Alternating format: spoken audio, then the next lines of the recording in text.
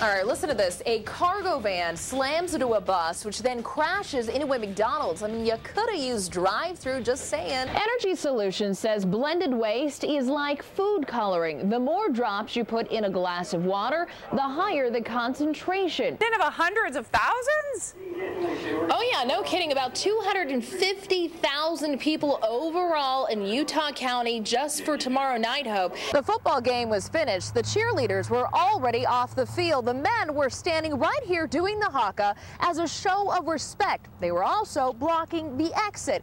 We're right along the Weber River, and you've got 4 pumps that are filtering about 13,000 gallons of water per minute out of the Weber River and into this channel right here. All of this to alleviate flooding. But if that doesn't work, the county has also filled up these massive sandbags. This is Fox 13 News at 9. A fire is burning dangerously close to homes in Draper in the foothills on the southeast corner of the valley right now. The Bell Canyon Fire, as it's called, started around 6 p.m. at 1266 East, 134th South. Fox 13's Scott McCain joins us live from the scene with the very latest on this. Scott, what can you tell us? A U.S. Marine killed in Afghanistan was laid to rest today in Vernal. 21-year-old Daniel Gurr was killed by enemy gunfire last Thursday. Thousands attended a procession in his honor. Funeral services were held at the New Stake Center in Vernal today. It's the nation's largest LGBT civil rights organization, and yesterday they kicked off their 17-city tour in Salt Lake City. Their message, equality for all. The Human Rights Campaign is the country's biggest lesbian, gay, bisexual, and transgender civil rights organization commissioned. Well, you may recall the story about a 13-year-old autistic boy's bike stolen in early July. For A.J. Garrick, riding his bike is something he loved to do.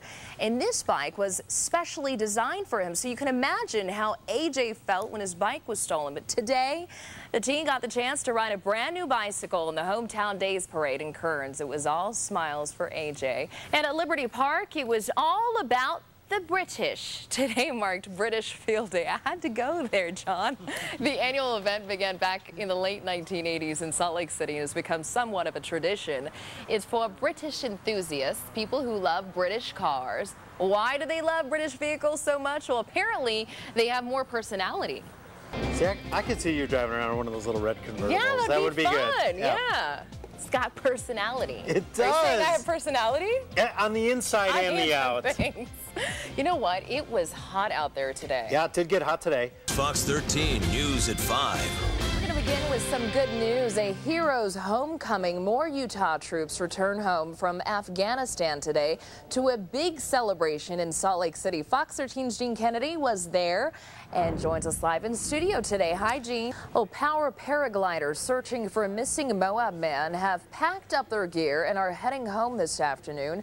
On June 29th, Dave Brown walked away from a friend's place where he'd been staying.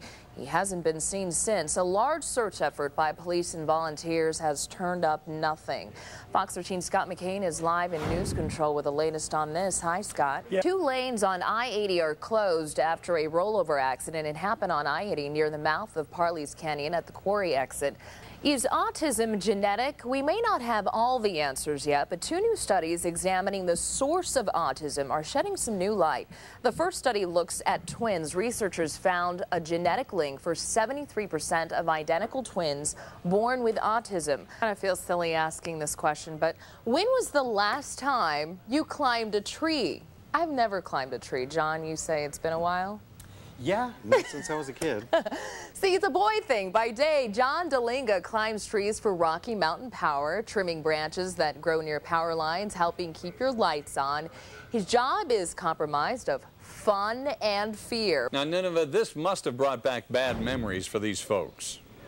Oh, absolutely, Bob and Hope. It certainly does. It wasn't even a year ago that the machine gun wildfire forced residents out and burned several homes. Now, no homes were lost in this fire, but it's deceptive because you can't see the flames from here and you can't see them from the hillside as you get closer. But the fire is still burning tonight. I'm very nervous. This has kind of happened a couple times in the last couple years, so it's really anxious. But every time I was able to be up at my house with each fire, but not today. nervous about her home and animals. CANDER Andrews was one of 25 residents in the high country estate who wasn't allowed past the gates, where 9 homes were in the direct path of a fire, most likely sparked by lightning. What about your belongings? Our belongings, well, hopefully it doesn't make it that far to get to our house. Firefighters rushed to the hillside, dousing the flames from the air and ground, while people like Karen Olson stood by, hoping her livestock was okay. Your horses and your dogs, and you don't think that you have to get 6 large animals out quickly. How are you going to do that? And there's like 50 of us that have horses, so. Your livelihood is up there. Well, they're my family. My horses are my family. They're my pets. Flames chewed through 4.5 acres, and while that may sound small, the acreage sounds small, but the effect of that fire burning when it was burning is amazingly significant. And that fire much more destructive. The Unified Fire Authority says this fire did destroy some land and outbuilding and also caused several homes to suffer smoke damage, but no one was hurt and livestock is okay. As for those hot spots, you can hear the fire trucks going by right now. That must be the next crew that's coming in. They're going to be watching those overnight, making sure that they don't flare up. The fire so far is 50% contained. Live in Harriman, Nineveh, Dinha, Fox 13 News, Utah. Family is finally able to find some closure. Life without parole is exactly what they asked the judge for. Prosecutors say justice was served. But one thing the victim's family, even Leonard's family, will never know is why he committed such a heinous crime. It gives us peace of mind that he can't come back and he can't hurt anybody else, and that he just can't hurt anybody else. He won't be able to do this to anybody else. I mean, it's just feels so much more secure knowing that he won't have the opportunity to do that anymore. It's the first time we're hearing from the victim's family, who have endured what they say is their worst nightmare. Their daughter left for dead last June when this man, Sean Leonard, brutally attacked the 19-year-old along the Provo River Trail, strangled by a shoelace, teeth knocked out, face and head bashed by a cinder block. The UVU student's mother said she was unrecognizable, but after numerous surgeries, she's on the road to recovery. She's doing really good. Yeah, she still has a little bit of time to get her mouth reconstruction finished. She still has teeth implants she has to deal with, and it's that kind of thing, but she is doing much better. And with the sentence of life without parole, the family can finally begin to move on.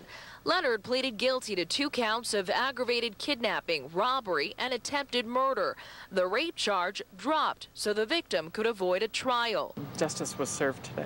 Leonard's defense attorney believes drugs caused the 34-year-old to snap. Donna Kelly doesn't think so, saying this was the most heinous crime she's ever prosecuted. The most serious injuries I've seen as a prosecutor without actually resulting in death. Her injuries were just horrendous, and it's very miraculous that she survived. Had she not crawled to safety and gotten some help, within minutes she would have been dead. I remember reading, because we live in Texas, all of our family, and I remember reading that they had said that he was a monster and a predator. Shannon, who did not want her face shown on camera, says her brother is not a monster, but when I found out, it was like my brother died. I died inside when I found out what happened, and it's horrible. And I wish so bad that it did not happen. And I'm just thankful that she did live and nothing happened to the other girl. And so is the victim's family. Thankful their daughter survived such a vicious attack, and happy Leonard will spend his life behind bars where he can never hurt anyone again. After Sean Leonard attacked the UVU student, he went on to rob a woman at knife point at a store not far from Provo. That's why he pleaded guilty to robbery and that additional charge of aggravated kidnapping. We're told both girls are doing remarkably well. In Provo, Nineveh, Dinha, Fox 13 News, Utah. It's called mind bombing, and if you don't know what that is, pay close attention because your kids may be doing it. A dozen teens injured, several of them burned by a backflash of flames last night after Utah County Sheriff's deputies say they were doing something similar to this.